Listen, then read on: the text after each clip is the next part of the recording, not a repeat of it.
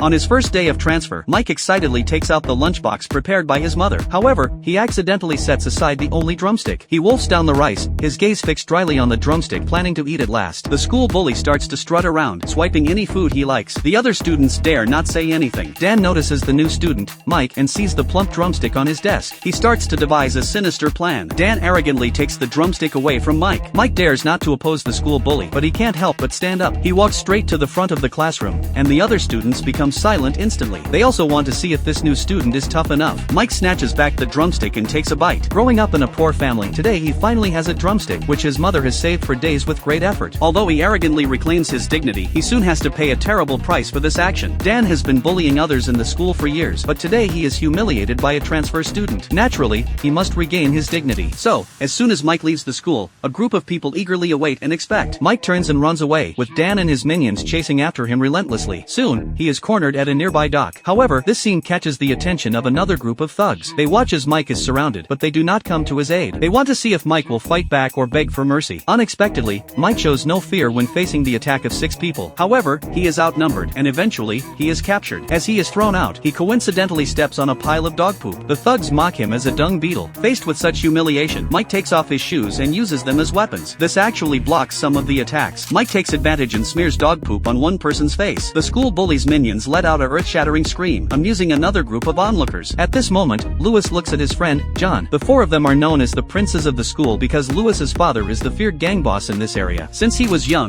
Lewis has been known as the prince. Wherever he goes, everyone bends down and calls him Dragon Brother.